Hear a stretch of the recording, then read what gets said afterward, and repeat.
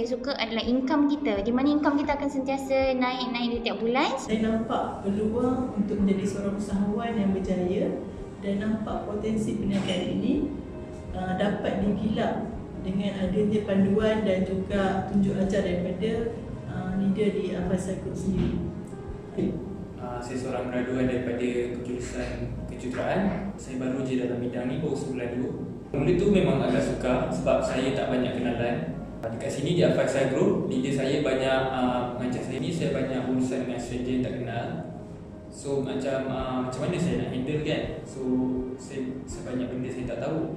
Tapi dekat sini saya dibimbing dengan adanya sistem bagi-bagi.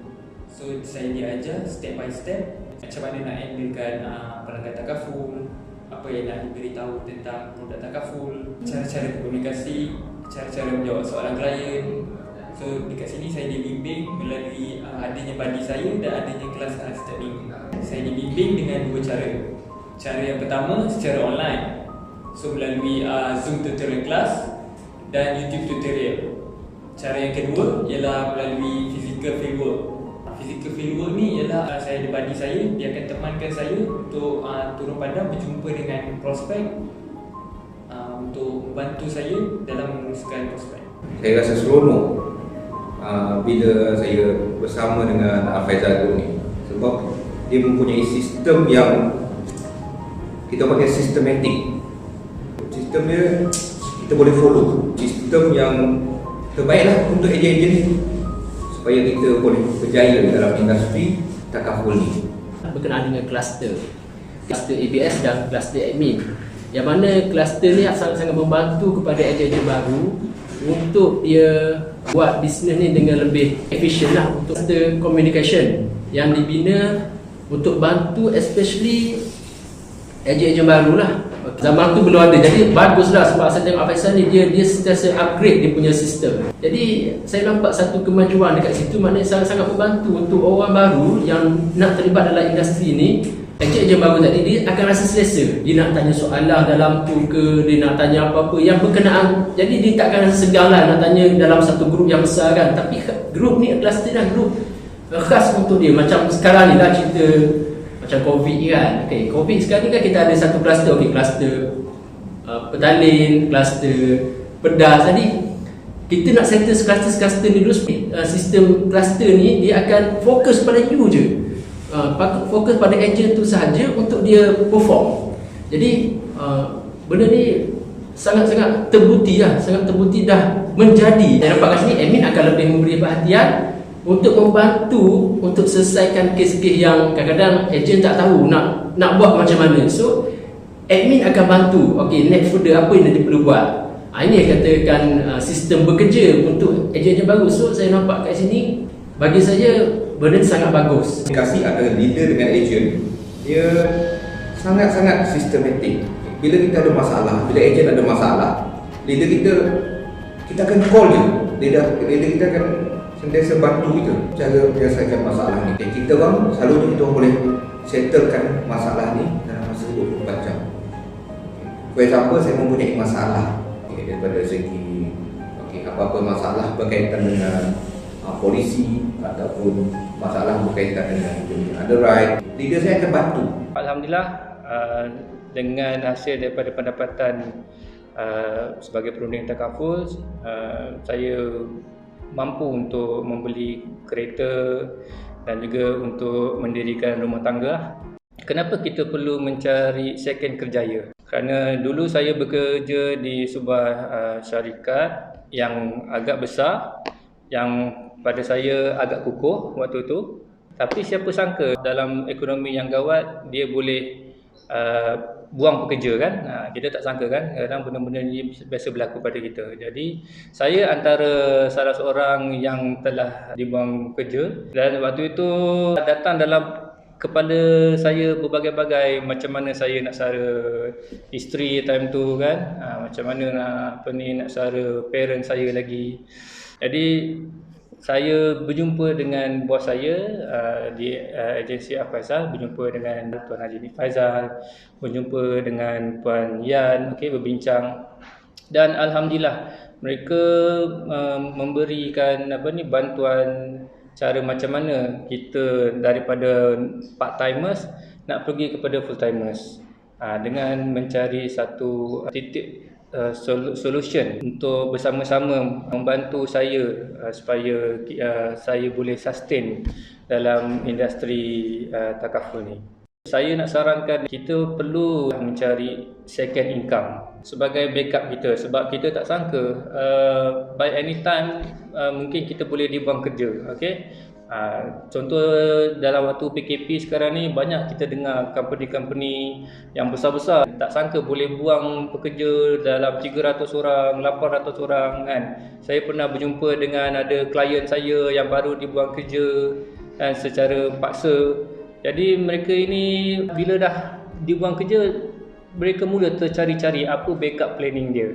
Macam saya dah mula dalam waktu bekerja tu, saya dah mula buat backup planning saya kan. Apa yang saya nampak, salah satu X factor kejayaan Al-Faisal adalah foundernya sendiri, iaitu Tuan Haji Nik Faizal dan Puan Hajah Muzainah.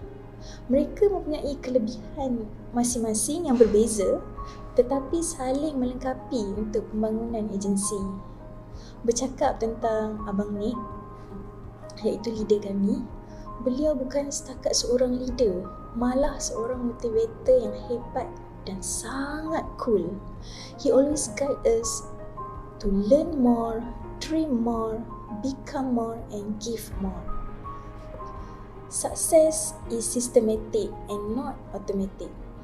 Itu yang saya belajar daripada Kak Yan. She is brilliant. Yan telah merangka sistem yang sangat sistematik untuk kami ikut dalam agensi.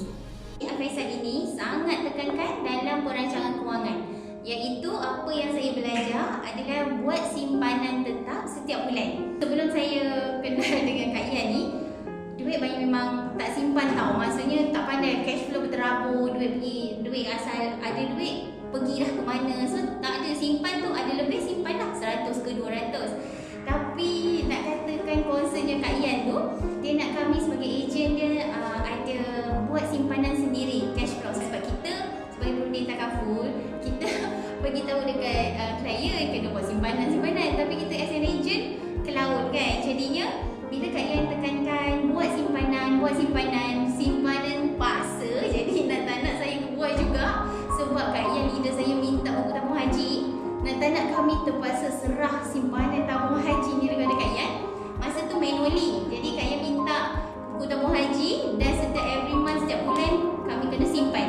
So saya dengan terasa pasrahnya menyimpan, alhamdulillah dah tak banyak, tapi saya dapatlah simpan 500 sebulan tu saya. Tapi saya tak nafikan ada ejen-ejen kami yang simpan 1000 sebulan, 2000 sebulan dan even 10,000 sebulan pun ada. Jadinya bila dengan Kak Yani secara tak langsung saya menjadi istiqomah. Walaupun terpaksa rela simpan tiap bulan 500 Kak Yani minta, macam JT pun ada. tapi sebenarnya menjadikan saya satu belajar maknanya aku kena simpan duit ni, tak syok tengok duit sikit, nak juga ada duit. Jadi setiap bulan tu saya akan bawa lari dulu simpanan. Lepas tu barulah saya nak belanja ke, saya nak apa ke. Maksud saya simpan penting. Saya ni serius rumah sebelum saya dalam perancangan company. Jadi bila saya belajar sesuatu di sini, apa yang saya dapat secara tak langsung saya dapat mendidik diri saya ataupun tambah sedikit knowledge saya dalam segi perancangan kewangan ni ataupun celik kewangan, financial literacy saya. Jadi secara tak langsung saya berterima kasih dalam bidang ni, sebab bukan untuk apa, tapi untuk diri saya dan untuk anak-anak saya. At least saya boleh kembangkan kepada anak-anak saya cara financial, cara mengurus cash flow kita. Lebih-lebih lagi menguruskan kewangan secara syariah, itu yang paling penting.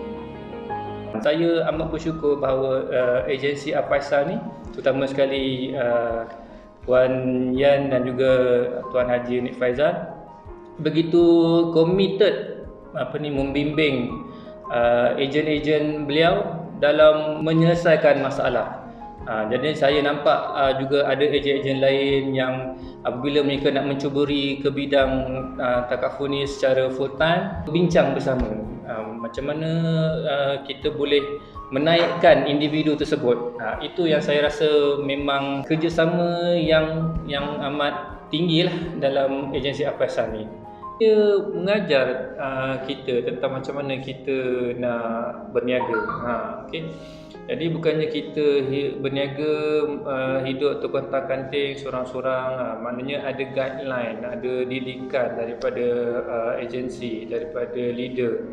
Dia mengajar kita untuk kita naik daripada zero kepada kita menciptakan kerjaya. Saya nampak sikap kekeluargaan dalam Afaisal tu sangat kuat, dan legacy culture ni saya teruskan sehingga sekarang. Daripada 11 tahun lepas, senior-senior ejen saya buat kepada saya, dan sekarang ni saya teruskan legasi tu untuk adik-adik yang baru. Maksud saya new agent lah. Lagi satu, saya banyak belajar tentang sikap-sikap kekeluargaan ni daripada leader saya, tentang sabar, hormat, menghormati antara satu sama lain, merendah diri. Itu membuatkan saya berada lama di dalam Al-Faizal ini.